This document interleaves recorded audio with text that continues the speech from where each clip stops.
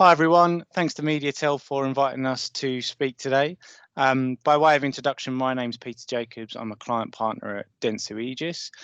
I thought I should probably introduce myself in a bit more personal terms. So as we're talking about gaming, the two games that is occupying my time, my spare time the most is FIFA and Death Stranding at the moment, which are both a godsend. I'll also pass over to my colleague Luke to introduce himself. Morning all, my name's Luke Aldridge. I'm also a client partner at Dentsu Aegis. Thank you to MediaTel for inviting us on today. And to continue with Pete's theme about the games we're playing, I'm split between two at the moment. So I'm playing a lot of Warzone with my friends, the new Call of Duty Battle Royale, which is taking up about an hour of every evening. And also the new Final Fantasy VII remake. Final Fantasy VII was my favorite game of all time when it came out in 1997, and I'm thoroughly enjoying the remake so far. Cool. So going into the presentation, we want to talk to you about why media agencies are telling their clients to seriously consider gaming as a new and separate media channel. During different times, at other MediaTel events, we would have been sat in a nice conference room somewhere. And I would have asked you guys to put up the hand, who here considers themselves a gamer? Now, based off of this being a webinar, and I can't see anyone's hands, I would guess that there'll definitely be some who would put up their hand and say, yeah, I'm a gamer. But based off of previous conversations I've had, I think the majority of the room would probably say no. But if I asked a different question, who here plays games? I would expect the vast majority of the room to put their hand up, because it's an all-encompassing question. Gaming and games are so diverse, everything from casual smartphone games like Candy Crush or Words with Friends to the next step up that could be your PUBG type games. Then you dive into console games, so whether that is Nintendo Switches, which are more family friendly, to PS4s, to Xbox, and then at the other end of the spectrum, the hardcore PC users who have specialist hardware and chips and tech to play some of the more advanced games, the esports titles such as Dota or League of Legends or Overwatch. So the point here is that the term gamer is probably a little bit misunderstood. If we look at it from a statistical point of view, a gamer can be deemed someone who plays a game online, which if you play a mobile game, you're probably playing via your internet connection. You're probably playing against someone online. So actually, the gaming audiences and the gamer audience is far bigger and far more diverse than probably first imagined. We could do an entire presentation on just the audience size alone because the numbers are staggering. But to put it into 4 key areas, there are 2.2 billion gamers globally, which is a staggering number when you consider the amount of people across the globe who have internet connections. And within that, the splits are slightly more diverse than probably first imagined, because the age groups are for male and female are both above 30. For males, it's 32, and for females, 34. And also the split between time. So 54% of that audience are male and 46% are female, which is a closer split than I think most would first imagine. And looking at the UK in particular, there are 39 million gamers in the UK. Now that is from a report published before social distancing and the lockdown happened. We'd probably expect that to go up by a couple of million, but by the latest estimates, that is growing. And that is, again, an extraordinary number if you think about the UK population size. On the point about social distancing and lockdown, Twitch, which is one of the largest gaming streaming platforms and video platforms in the world, has seen incredible numbers since social distancing took effect in the UK. So they've seen 195% increase in first-time users since the lockdown. So people are turning to esports in gaming as an entertainment channel and as a channel to connect with people more and more, as COVID-19 kind of takes a hold and shapes the world we live in at the moment. And overall, and if you push everything together, there's been a 29% increase in time spent gaming in the UK. So that's pretty much a mix between all consoles and devices, but the session lengths as well. So people are spending nearly a third amount of time longer playing games than they normally would. So we know this is a massive audience group that we're talking about here, but how do they engage with advertising? Because a lot of them care deeply about the games they're playing. It might be their social media channel, it might be how they connect with their friends, it might be that they are able to do things that they've never been able to do before, because within gaming you've got everything. You could be your favorite Formula One driver racing around Monaco in a Ferrari, a dream for loads of guys out there. Or you could be playing Sudoku with your mum and dad on your mobile, or you could be fighting an intergalactic battle in a Star Wars environment with your friends on a headset. So gaming allows such a range of opportunities that imagination is key. So it's important to stress from the start that this is not a normal digital whitelist buy. The gaming audience do have a different attitude towards advertising for a few key reasons. If you have spent £50 on a game, you probably don't want to be interrupted by any type of intrusive ads. But what you probably are open to be is accepting of interesting marketing and messages. So whether that is through traditional sponsorships, marketing, advertising, or product placement, if it's of interest and if it enhances the end user's environment, then that's how you're going to get true engagement. Because if a brand can be in a position to add something extra to the game, whether that is making a stadium more realistic or whether that is providing an interesting suit for people to play in, outfits, skins, whether that is offering a side quest or level, the options are kind of endless there. But if it makes the game more interesting, then that brand's going to be viewed in a positive light. And that is the absolute key thing here. For the audience's point of view, the sponsorship must add to the environment. It must add to the end user's gameplay. And so when you're planning a campaign around gaming, that should be at the core of everything. And from a media agency's point of view, if it's not a whitelist buy, what is it? Gaming audiences can be found across the ecosystem everywhere at the moment, in all different channels, from social to print to TV to cinema. You can find gamers in all of those different areas. And as such, quite a lot of work that's been done in the past has been finding gamers through those channels. But as things have evolved and as technologies evolved, as attitudes have evolved, and the number of players have evolved, which we've kind of mentioned, but we'll come on to later on, it means that a lot of clients have done piecemeal type experiments on gaming, where they've done a bit here in social and they've done a bit there in TV. But to do it holistically, I think that's where the key thing is. If you can tie all that together, that's when you've got a true brand message to gamers. And at the moment, generally speaking, because this is not true of everyone, there's loads of fantastic work going on. But I think there is still quite a knowledge gap between some marketers and the gaming world. It's almost akin to where Programmatic was 6, 7, 8 years ago, where everyone knows about it, everyone's heard about it, and they might know bits and bobs, but is there that true deep understanding of it throughout the ecosystem, throughout the journey from a brief from a client down to a media owner or an end user? Probably not. There's probably a disconnect there. So off the back of that, expertise and education is absolutely vital for brands and advertisers to be able to get their correct message out there to the audience. And at the very heart of it for advertisers, gaming provides an innovative way for them to show their personalities.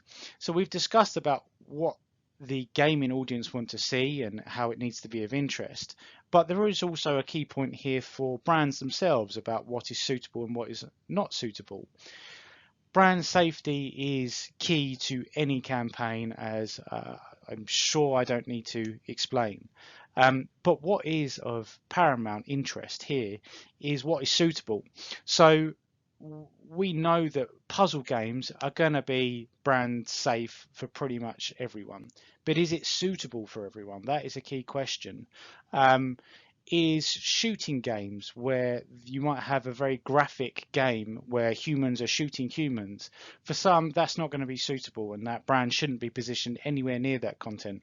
For others, it's absolutely perfect because that is where their audience are. And so that huge range that I've already spoken about needs to be considered for brands, and that suitability point needs to be brought in at the start of any planning conversation. Because if you do it right, these advertisers can really show what their true message is, and they can position themselves in a new light. I don't have time in this presentation to go through some key learnings on that and who's done it well and client examples. But if you are interested, I would look up Wendy's and Fortnite, who did a fantastic campaign around frozen meat. So it's worth having a look there on YouTube, because I think they did a campaign there which was organic, it was true, and gamers loved it. So the fact that I'm sat here in front of my computer rather than in a room in front of you guys shows that we are going through a time of change. And I think there's 4 key areas where gaming has kind of evolved during this period. So esports, we've seen a huge spike in numbers there again, but sport is turning to virtual esports events to provide another alternative for their fans. For example, the Formula One virtual Grand Prix have proven a huge success. 150 millions for just one event on YouTube and Twitch. It's been shown on Sky Sports. The Premier League have done a Premier League Invitational tournament where they get celebrities and current players to represent their teams and play against each other. We've seen a number of huge successes, and so there's 4 key areas here which point to the fact that things might be changing. We might be at an inflection point where the gaming world and society is a little bit more accepted and understood than ever before. And on that note, this is Lando Norris, who is the current McLaren Formula One driver. He, during this down period where Formula One's been turned off and sport's been on pause, he's been partaking in lots of virtual events, so lots of esports events across Formula One, IndyCar, racing games as a whole. And he was involved in an interesting occurrence where he was racing in an IndyCar esports event. He was winning, and he actually got taken out as he was close to winning the event by a current IndyCar racer. And it caused uproar across social media and on Twitch and on Twitter.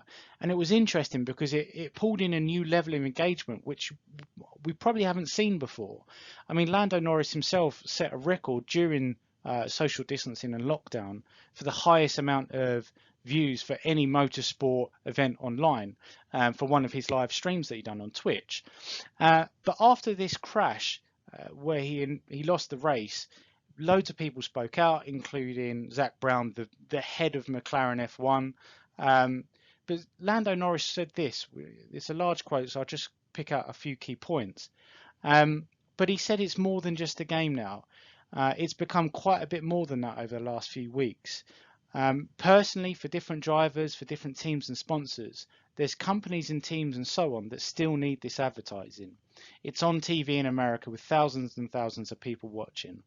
So it does point to the fact that people involved in esports understand, and advertisers are starting to understand that this is a little bit more than just a hobby which plenty of people will spend time in their bedroom. This is not how gaming was a few years ago. I think with the amount of big money gone into it, into esports, it shows that actually we're in a slightly new environment now for esports, and it's going to continue to grow. It's in absolute boom phase. But the attitudes towards it now are starting to shift. So they're evolving because of the size of the titles out there and the size of the audience, as we've already discussed. But Rockstar's Grand Theft Auto 5 is now the best-selling entertainment product in history, eclipsing any other medium. This was announced last month. It has sold over 90 million copies and generated over $6 billion in revenue since its initial release. And it continues to go strong. It's continuing to release new downloadable content. It's still capturing people's attention.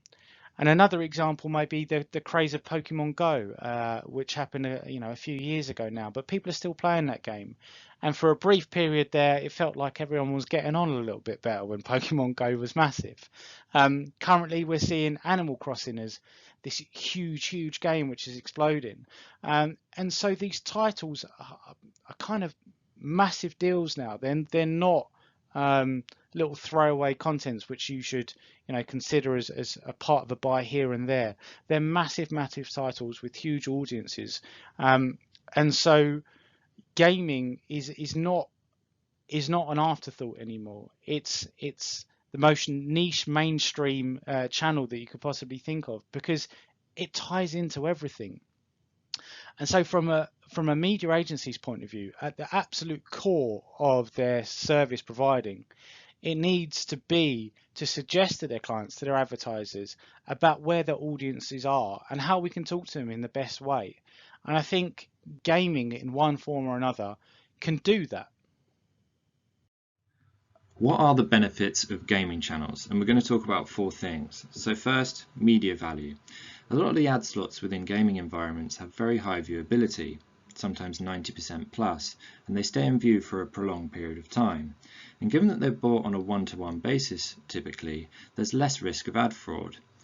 They're new to market, so they're priced low, but don't expect this to last. Secondly, attention. Gamers don't consume, they participate and they interact. There's less second screening because, after all, if you want to win a game, you concentrate and you want less distractions around you. But more broadly, there's never been more mainstream attention on gaming, and for all the right reasons. Because of lockdown, gaming has provided a way for friends to stay connected and stay in touch when they can't see one another in person. This is smashing the stereotype of gamers being lonely, at home, on their own. The third point is that gamers can be quite hard to reach. They're typically very tech savvy and are so twice as likely to use an ad blocker as the average internet user. They also spend less time on traditional social media like Twitter, Snapchat and Instagram, and treat platforms like Discord, Reddit, Twitch and other gaming platforms as their social media.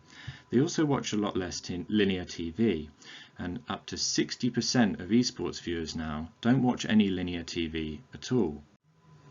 This means a traditional media mix may not be reaching these individuals at all. And the last point, and perhaps the most important, is around creative freedom. You can hard code almost anything into a video game. We're only limited by our imaginations. However, we must add to the gamer's experience, not detract from it, and not interrupt it. This is a really key point.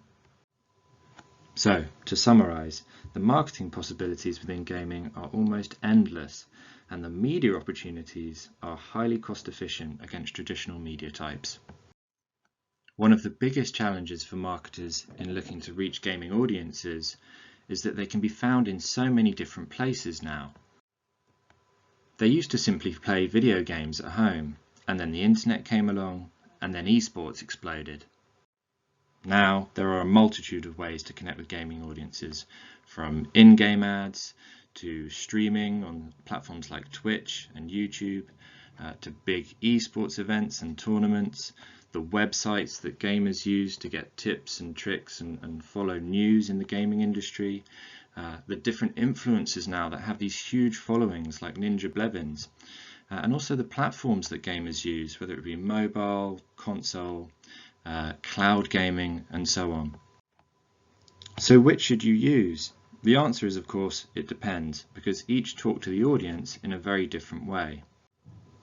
Without context, i.e. a strong grasp of a brand's marketing objectives, you can't say any one is better than another. And the advantages and disadvantages of each depend on what you're trying to do.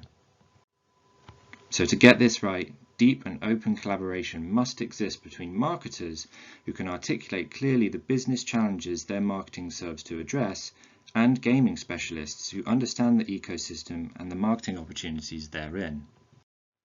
So what needs to be done to make gaming a core part of the media mix? Currently, we're in an education phase. Marketers are slowly starting to understand the possibilities that gaming offers, and on the other side, the gaming world is starting to realize the appetite that brands have to engage with them. They're learning what's important to marketers, the audience focus, the importance of creative, and their obsession on measurement. Now, those of us who are interested in both gaming and marketing are likely to feel frustrated that gaming isn't already a core part of the media mix, but progress is being made. It's a matter of when, not if, and the best thing that we can do is to continue to bang the drum as loudly and as often as possible, but be patient. In the words of Bruce Lee, patience is not passive. On the contrary, it is concentrated strength, and I think that applies here. The final point is around partnerships, and there are already countless examples of great partnerships between brands and gaming orgs like Intel and ESL. The critical point is for brands to trust gaming specialists and gaming organizations.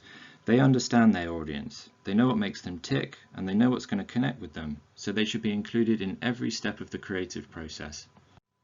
And with these things in place, we believe gaming will be one of the main media channels for marketers over the next 10 years and beyond. Thank you for listening to our presentation, and thank you to MediaTel for inviting us to be a part of your event. If you have any follow-up questions about gaming and marketing, we would love to hear from you. You can find us on LinkedIn. Thank you.